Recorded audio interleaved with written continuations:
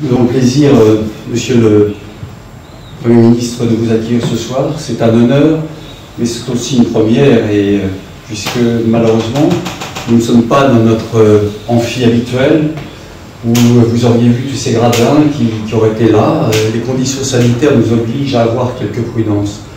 Je me permets, Monsieur le Premier ministre, de faire un rappel. Le dernier invité était Monsieur Alain Juppé. C'était en mars. C'est bien fréquenté, votre affaire. Et est arrivé le 17 mars. Et la chaîne de l'espoir, dans un premier temps, a fait ce qu'elle a pu. Et l'ensemble du matériel que nous avions, les respirateurs, les masques, tout est parti dans l'Est. Nous étions dans le Sud d'habitude, et là, nous avons essayé de soutenir nos amis qui étaient en difficulté, d'abord dans le Grand Est. Ensuite, nous avons repris nos activités, d'abord par voie numérique, puis on a commencé à renvoyer des missions en Afghanistan, on va recommencer le Mali, bientôt l'Irak. Mais Monsieur le Premier ministre, permettez-moi de m'arrêter une seconde sur deux événements dramatiques. Nos amis d'MSF, le 12 mai à Kaboul, cette maternité qui a été le lieu d'un massacre. 16 femmes enceintes ou en train d'accoucher, une sage-femme, plusieurs bébés. Nous avons opéré un bébé à notre hôpital, à Kaboul, un bébé de 5 heures. 5 heures, on a même du mal à imaginer, qui avait pris une balade de Kalachnikov, qui lui avait arraché une partie du genou et à qui il a fallu refaire l'artère fémorale et l'artère poplitée. Et, excusez-moi, je ne peux pas ne pas évoquer nos amis d'Acted, nos 6 amis, les jeunes et les 2 Nigériens qui étaient avec eux, qui ont été également massacrés. Ceci met la difficulté que nous avons maintenant à intervenir, et le seuil de l'horreur, le seuil de l'insécurité. On dit toujours que la ligne rouge a été passée. Mais là, cette attaque des MSF et ce massacre de nos amis d'Acted est quelque chose que je ne pouvais pas m'empêcher d'évoquer, même si ce n'est pas le sujet ce soir, mais nous n'avons pas été en contact avec beaucoup d'amis depuis ce confinement, et je voulais m'arrêter quelques minutes là-dessus. Alors, vous avez fait le plaisir, Monsieur le Premier ministre, et vraiment c'est un grand honneur de reprendre ces lundis de la chaîne. Bien sûr, tout le monde vous connaît, donc j'ai pas... Tout le monde vous connaît. Vous avez été le plus jeune président de région, ministre, sénateur, Premier ministre de Jacques Chirac, et Monsieur le Premier ministre, Jean-Pierre Raffarin, pour beaucoup, la Chine, c'est quelque chose, et la Chine, ça fait peur, c'est des fantasmes, on ne sait pas très bien, mais il y a une interrogation totale. C'est pour ça que votre venue pour nous est extrêmement intéressante, et vous allez aborder ce sujet de cette guerre froide entre les USA et la Chine, et quelle est la place de l'Europe, quelle stratégie pour l'Europe. Il va y avoir des questions par chat qui nous arriveront après votre exposé, Monsieur le Premier ministre, et Paul Naon nous en fera part au fur et à mesure. Et de nouveau, un très grand merci d'avoir accepté de venir à la chaîne dans des circonstances qu'on n'aurait pas souhaité, mais le fait que vous soyez là est pour nous un message d'espoir. Eh bien, merci beaucoup, docteur, de votre accueil et de cette introduction. Je salue le professeur qui est avec nous et toute l'équipe ici qui a mis en place cette organisation, et je suis très heureux de m'adresser à vous. J'ai beaucoup de respect, de considération pour votre organisation, pour cette action pour les enfants partout dans les zones qui souffrent, comme vous l'avez dit, particulièrement violemment, et sans doute avec une violence qui s'accélère, qui dépasse l'imaginable souvent. Et donc c'est pour moi un moment privilégié, dont je vous remercie, pouvoir échanger avec vous surtout les sujets de notre géopolitique. On va parler de la Chine et de la guerre froide, du rôle de l'Europe, mais au fond c'est tout le monde aujourd'hui qui est malade, d'abord qui, avec ce Covid, a peur, dans une situation où finalement les États, les spécialistes, les scientifiques, les médias, finalement expriment au total des messages incertains, qui fait que la peur se répand un peu partout. Et je dirais que la peur est confrontée à l'insouciance, ce qui est dans les deux cas une mauvaise conseillère. Et donc, je voudrais vous dire que la situation du monde est sans doute l'une des plus difficiles que j'ai eu à connaître, au fond, depuis une bonne cinquantaine d'années où je circule un peu dans la vie publique. J'ai rarement vu des situations si complexes, si dangereuses, et en même temps, partout, aussi violentes. C'est peut-être ce qu'il y a de plus frappant aujourd'hui dans notre situation, c'est cette violence exacerbée, naturellement très visible avec le terrorisme, mais au fond, cette violence qui est quelquefois, je dirais, domestique, personnelle, mais qui peut se répandre sous toutes les formes, avec des niveaux de brutalité dont on a l'impression qu'ils sont en très forte accélération. Et au fond, il faut bien réfléchir à la violence dans une société, dans des sociétés comme les nôtres, parce que c'est un phénomène très mondial. Finalement, n'oublions jamais que la violence, c'est une sorte jumelle de la guerre. C'est la destruction de l'autre. Et au fond, on passe de l'un à l'autre assez facilement. Et là où il y a violence, il peut y avoir guerre. Et donc, nous sommes dans une situation mondiale où la violence se répartit bien au-delà de la violence des États et donc rend notre situation aujourd'hui particulièrement dangereuse. Alors, nous avons, parmi tous les conflits du monde, un conflit original qui ressemble à ce que nous avons connu dans le passé avec la guerre froide entre les États-Unis et l'Union soviétique, mais qui aujourd'hui peut prendre des dimensions préoccupantes. C'est en effet cette tension qui existe entre la Chine et les États-Unis. On appelle ça le piège Thucydide. C'est Thucydide qui avait analysé le premier les rivalités entre Athènes et Sparte, qui avait parlé des difficultés entre Rome et Carthage. Au fond, la contestation du premier par le second et du second par le premier. Et au fond, nous sommes dans une période où aujourd'hui, le numéro 1, les États-Unis, a peur de l'arrivée et l'émergence du numéro 2, la Chine, et le numéro 2 se verrait bien à la place du numéro 1. Et dans cette perspective-là, on voit bien que le sujet a toutes les chances d'être durable et peut-être dangereux. Tout ceci est accéléré naturellement par un climat international marqué par une nouvelle présidence des États-Unis qui fait souvent de la brutalité, y compris la brutalité verbale, une forme d'expression très revendiquée par le président Trump lui-même. Et donc, on voit aujourd'hui cette tension s'installer et je fais hélas le pari que cette tension est durable. Parce que, au fond, les États-Unis ont du mal à accepter la perte de leur statut international d'hyperpuissance, comme dit Bermuda. Mais aussi, la Chine aujourd'hui est déterminée. Et la Chine, elle joue, elle, sur le long terme.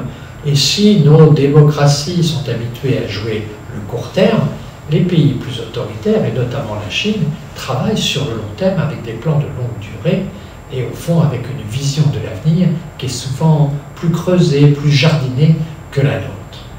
Il faut se souvenir de ce que dit Edgar Morin sur ces sujets. Quand l'immédiat dévore, l'esprit dérive.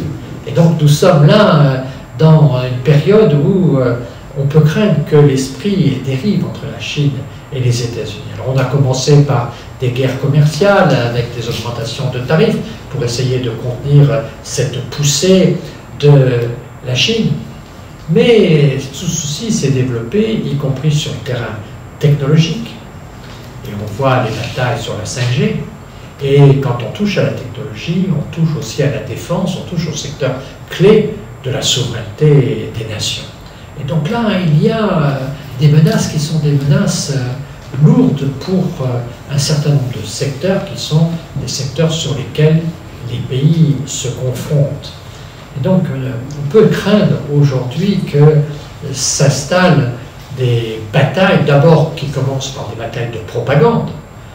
Aujourd'hui, sur la 5G, vous voyez les renseignements américains qui viennent à Paris pour expliquer combien l'accord avec la Chine serait détestable et nuisible à nos intérêts. Et puis vous avez les Chinois qui viennent pour dire combien l'Europe aurait besoin d'une position indépendante des États-Unis pour pouvoir défendre ses propres intérêts. Donc on voit bien que notre risque aujourd'hui, c'est d'être une balle de ping-pong qui reçoit des coups de raquette et de l'un et de l'autre. Et plus avant, si les choses devaient continuer, on voit que pour nous, la menace serait une sortie de l'histoire, au fond, que nous deviennent spectateurs d'une dialectique à laquelle nous sommes, au fond, éloignés et que pour lesquels nous sommes non pas des joueurs, mais des gens qui sont d'une certaine manière innocents de ce match. Donc, il y a là un certain nombre de risques, des risques qui peuvent devenir très vite des risques conflictuels et qui menacent l'équilibre du monde. Pourquoi? Parce que, au fond, il y a des batailles qui sont des batailles lointaines, qui ont l'air de, finalement, d'être des batailles du bout du monde. Chacun est éloigné de nous, finalement, et qui nous préoccupent moyennement. Mais les choses se sont aujourd'hui tellement étendues, répandues dans le monde entier, qu'au fond, tous les peuples sont d'une certaine manière proches d'une guerre, y compris à l'intérieur même de l'Europe.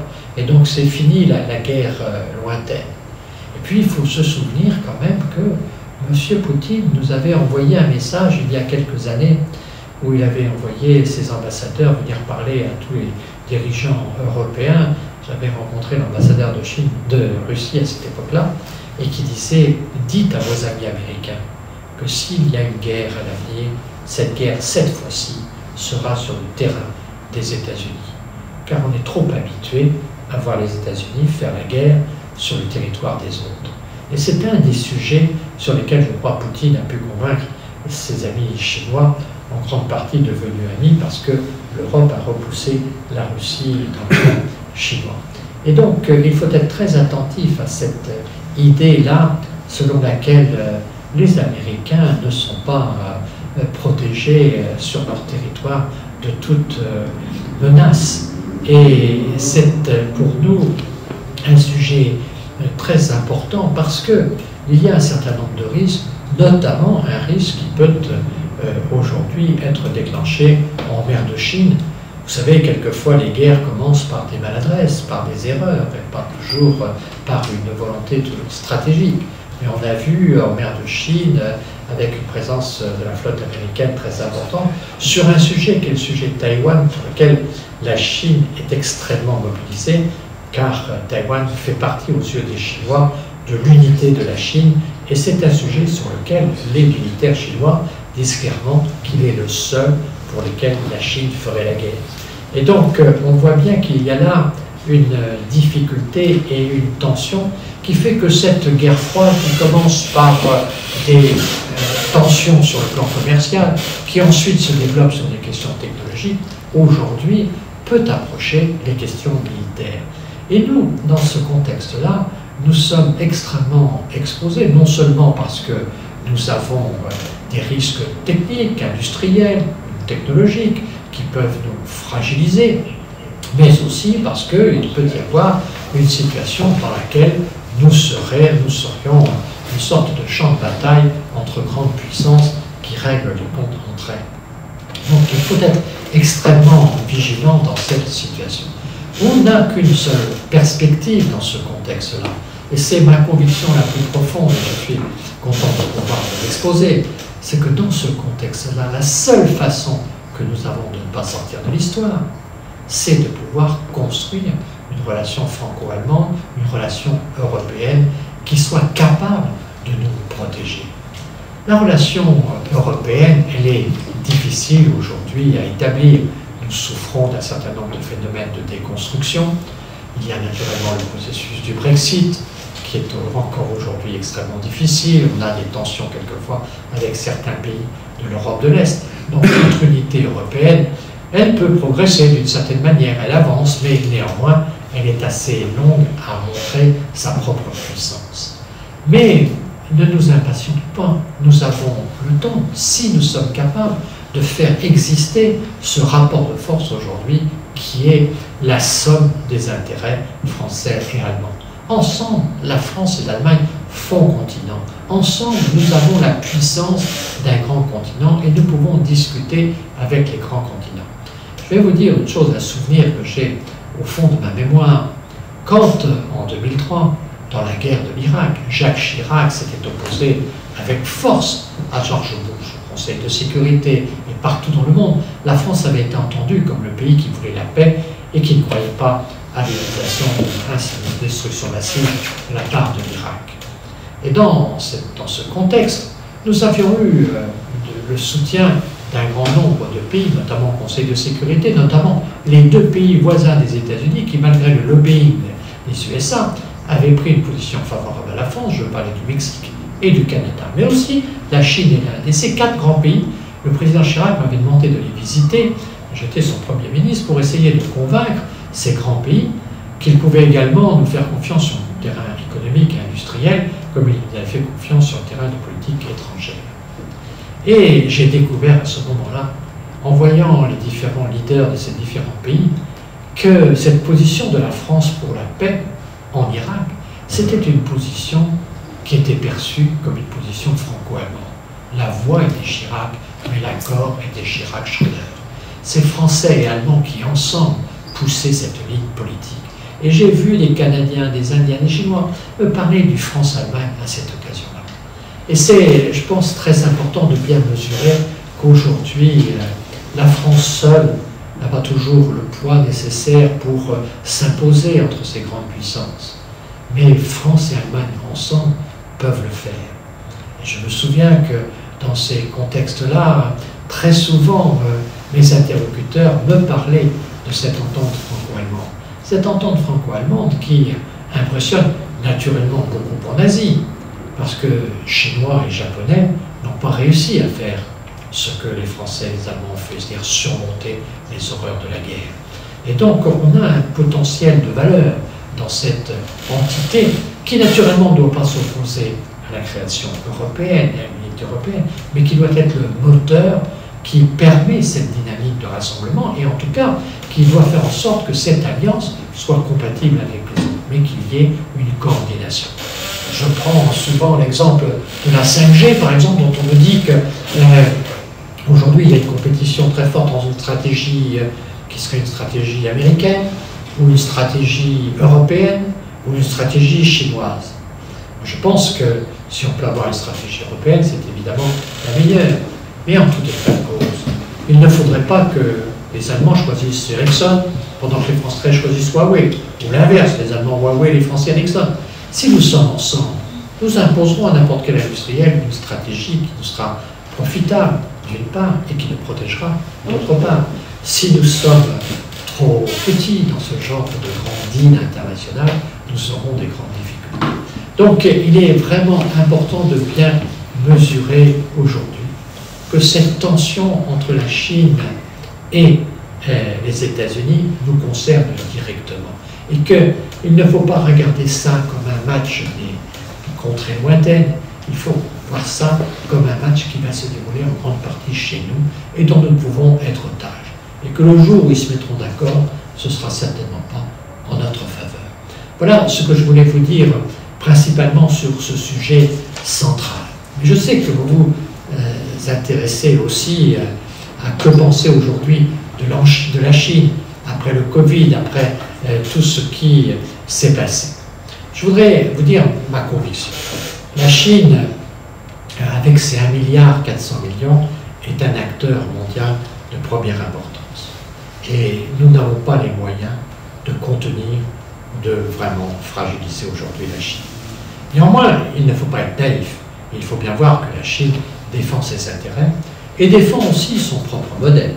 On avait cru pendant un temps, beaucoup d'Occidentaux se sont trompés, quand Deng Xiaoping a développé cette politique de réforme et d'ouverture et faisant en sorte que le marché était porteur de grandes libertés.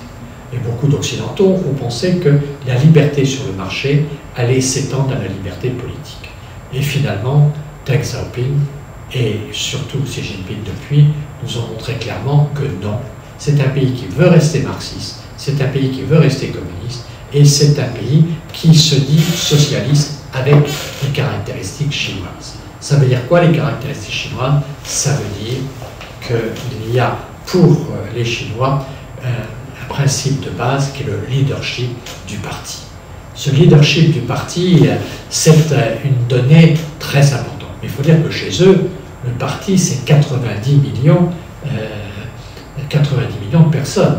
Il y a plus de membres du Parti communiste chinois qu'il y a de Français.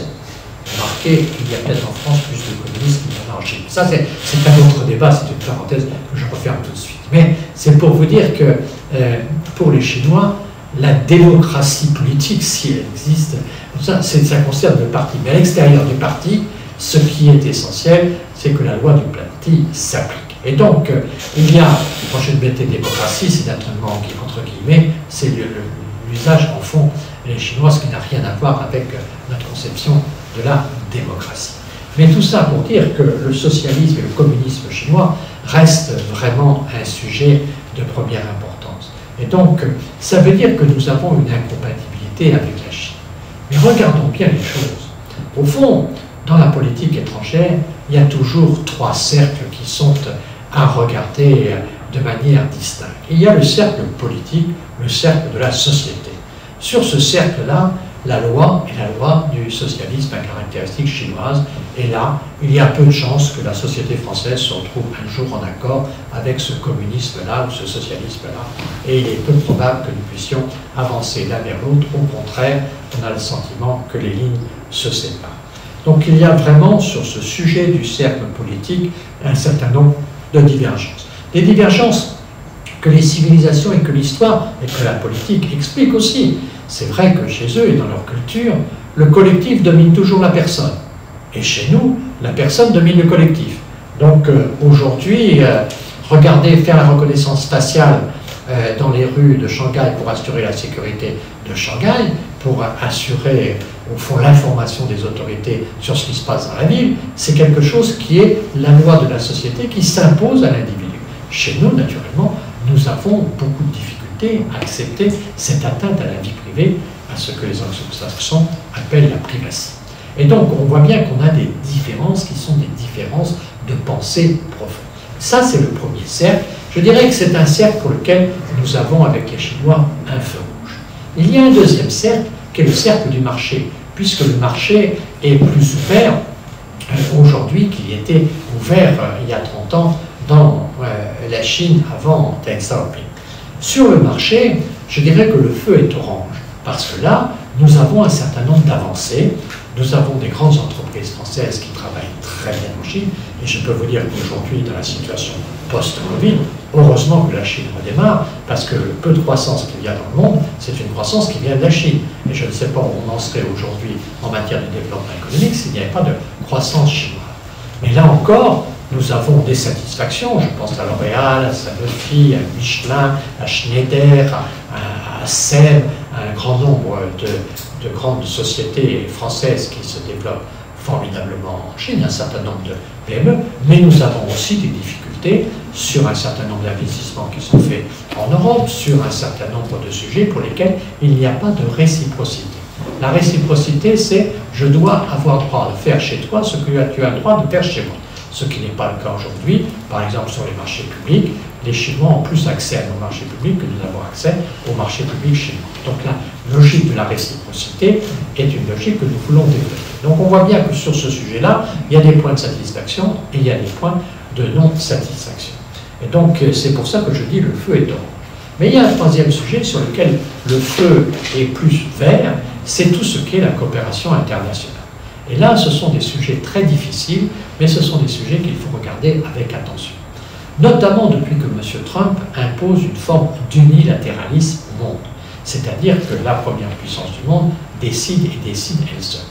Or, nous avons depuis 1945 bâti des réseaux et des structures multilatérales pour faire en sorte qu'on ait une gouvernance mondiale.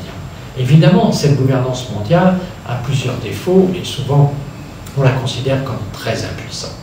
Et donc, elle est vieillissante et on la remet en cause. Ce qu'il ne faudrait pas, c'est que, à cause de l'impuissance du multilatéralisme, on remette en cause le principe du dialogue et le principe multilatéralisme. Ce multilatéralisme, il est souvent impuissant, mais c'est pas pour ça qu'il faut le jeter avec l'eau du bain. Mais c'est vrai que le multilatéralisme, créé il y a 75 ans, il a aujourd'hui 75 ans et il fait son âge. Et que quand il a été créé, l'Afrique n'est pas ce qu'est l'Afrique, qui n'était pas ce qu'est l'Afrique. L'Asie, la Chine n'étaient pas il y a 75 ans ce qu'elles sont aujourd'hui. Donc il faut adapter l'organisation multilatérale. Mais néanmoins, la gouvernance mondiale, si on veut éviter ce qui est aujourd'hui porteur de guerre, c'est-à-dire l'unilatéralisme, la décision solitaire, ça passe par cette capacité de dialoguer ensemble. Et nous l'avons vu cela sur un certain nombre d'exemples où nous avons pu compter sur les Chinois. Je pense à l'accord de Paris et au changement climatique, où on a eu un certain nombre d'accords avec les autorités chinoises. Et sans la Chine, on n'aurait pas pu avoir les accords de Paris. Il faut se souvenir qu'ils s'étaient opposés aux accords de Kyoto.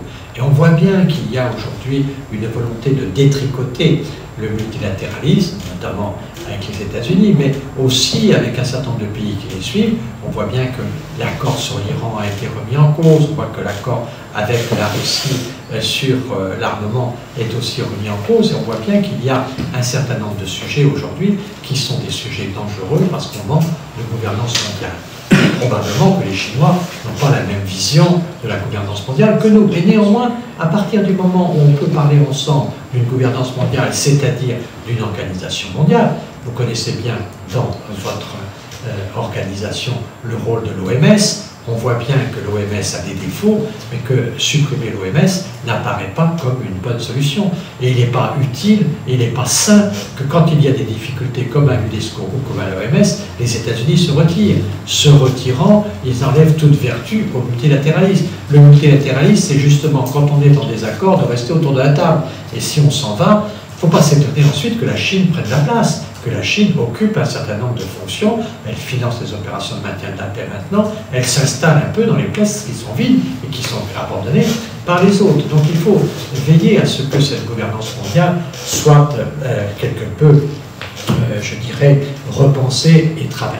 C'est l'objectif qu'a le président de la République française quand il organise tous les ans à Paris, à l'occasion du 11 novembre, le Peace Forum, pour justement une nouvelle gouvernance mondiale, la contribution de la France à cette réflexion stratégique. Mais pour cette réflexion stratégique, nous avons besoin de parler avec les Chinois. C'est pour ça qu'ici, le feu est vert. Donc, si on regarde les choses le plus objectivement possible, on voit qu'il y a des sujets qui sont rouges, on voit qu'il y a des sujets qui sont verts, et on voit qu'il y a des sujets qui sont orange. Et toute la diplomatie est d'essayer de faire en sorte qu'on élargisse les sujets de coopération et qu'on puisse essayer d'avoir une influence pour favoriser chez l'autre une évolution positive et en même temps défendre nos propres intérêts. Et parmi nos intérêts, il y a naturellement les systèmes de coopération internationale, parce que pour nous, c'est la seule façon d'avoir la paix. J'en termine en vous disant que, pour moi, la Chine est extrêmement paradoxale et qu'elle est trop grande, aujourd'hui trop puissante pour qu'on puisse la résumer à une seule idée, un seul thème. Vous savez, quand on connaît la Chine, moi ça fait 50 ans que je vais en Chine, je commence non pas à être sinologue, vous savez, je me méfie même beaucoup de tous les sinologues. C'est Paul Claudel qui disait, quand on lui demandait, ce qui lui arrive souvent, Paul Claudel qui a été diplomate en Chine, on lui dit « Que pensez-vous des Chinois ?» Et Claudel répondait « Oh, votre question m'embarrasse, je ne les connais pas tous. Moi, je suis dans la même situation. Je ne les connais pas tous. Et quand je découvre une vérité, une demi-heure après, je découvre la vérité contraire. Et donc, je vois des grandes entreprises qui ont passé beaucoup de temps. Et on me dit, si on n'a pas de temps, on ne réussit pas. Et qui ne réussissent pas. Je vois au contraire que quelquefois, on réussit très très vite. Je vois que les règles sont très diverses parce que ce pays est fondamentalement paradoxal. Et une des raisons pour lesquelles il est paradoxal, c'est fondamentalement parce qu'il est, dans sa pensée, il a une structure intellectuelle complexe, dirait Edgar Morin. C'est-à-dire qu'il y a le yin et le yang, c'est-à-dire qu'il y a les deux facettes du monde.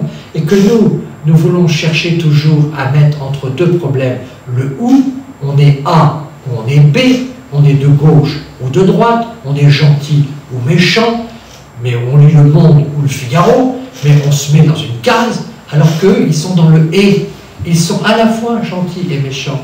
Ils sont à la fois actifs et non actifs. Ils sont contemplatifs. Ils recherchent toujours la complémentarité, leur propre unité dans cette forme de diversité. Et dans l'amitié, ça ne veut pas dire que votre ami, c'est quelqu'un de très bien, avec lequel vous pouvez avoir confiance. Non, cet homme-là est mon ami. Je sais qu'il peut être malicieux, je sais qu'il peut avoir des défauts. Je vais essayer de m'appuyer sur ses qualités, je vais essayer de développer notre partie positive, mais je sais qu'il peut être malicieux, et donc je dois être un peu attentif à ce qu'il va devenir. Et d'ailleurs, moi-même, je suis aussi malicieux. Je n'ai pas fait 50 ans de politique sans avoir un peu de malice. Et donc il faut savoir que j'ai quand même ça en moi. Je ne suis pas parfait. Il y a une partie de moi qui n'est pas parfaite et qui peut même être quelquefois menaçante pour l'autre. Et donc il faut essayer de travailler sur cette vision. Je résume beaucoup, mais c'est quand même un élément fondamental qui fait que la Chine est à l'aise dans le paradoxe, dans les contraires, et que nous sommes très inquiets quand nous voyons des contraires simultanément exprimés. Et donc il y a là, je pense, beaucoup de choses à réfléchir, et c'est pour ça que je crois qu'il faut faire un effort pour mieux comprendre la Chine. Bien sûr, il y a un certain nombre de défauts, et bien sûr qu'il y a des sujets qui pourraient nous la faire rejeter. Mais globalement, elle sera là, elle est extraordinairement puissante, elle a un développement culturel puissant également, et donc il faut qu'on apprenne à la comprendre. Ce qui m'inquiète quelquefois, c'est de voir combien la Chine est peu connue. Quand vous pensez que nos récents présidents de la République n'étaient pas allés en Chine avant d'être président. Pour ce qui est des États-Unis, par exemple, ma génération de responsables politiques, on a tous été aux États-Unis entre 20 et 30 ans pour voir un peu ce qui s'y passait, pour comprendre ce qui était. Jean-Jacques Servan-Schreiber, avec le défi américain, nous avait annoncé, avant que ça n'arrive, ce qu'était Internet, les autoroutes de l'information. On avait une préparation à cette rencontre avec les États-Unis et avec le marché américain. Aujourd'hui, beaucoup de jeunes Français n'ont pas cette compréhension, cette interrogation, et même cette culture qui pourrait les aider à comprendre un peu la Chine. Et ça, je crois qu'il faut y faire attention, parce que la Chine, avec ses diasporas, avec sa propre puissance, son soft power, a une influence tout à fait importante. Et pour mieux la comprendre, il faut pouvoir se muscler. Ça ne veut pas dire qu'il faut devenir chinois, bien évidemment. Ça ne veut pas dire qu'il faut adhérer au système chinois, bien évidemment. Mais ça veut dire qu'il faut être assez musclé pour pouvoir discuter avec lui, car si vous n'êtes pas assez, vous n'aurez pas de véritable discussion. Et que vous serez dans une situation, que nous serons dans une situation qui serait une situation de soumission. Et donc voilà pourquoi, avec Jacques Chirac, qui m'a beaucoup aidé dans ma connaissance de la Chine, c'était un grand connaisseur, je me suis intéressé à cette civilisation, et que je ne voudrais pas qu'on ait des jugements qui soient des jugements trop brutaux avec un pays qui a 1,4 milliard d'habitants et qui donc sort beaucoup de gens de la pauvreté. Alors qu'il y a des défauts, c'est évident, mais au fond, si le monde moderne aujourd'hui a sorti des gens de la pauvreté, c'est en grande partie sous l'influence chinoise. Alors ça ne veut pas dire que j'ai pour les valeurs de la Chine la considération que j'ai pour les droits humains, mais ça veut dire aussi qu'il faut être attentif à cette évolution du monde, un monde dangereux et un monde avec une puissance qui émerge, et cette puissance, on ne la connaît pas suffisamment. Voilà, chers amis, ce que je voulais vous soumettre à votre discussion, à vos avis et à vos commentaires. Merci à vous. Merci infiniment, Monsieur le Premier ministre, c'était passionnant, et nous allons repasser ça très rapidement sur les réseaux.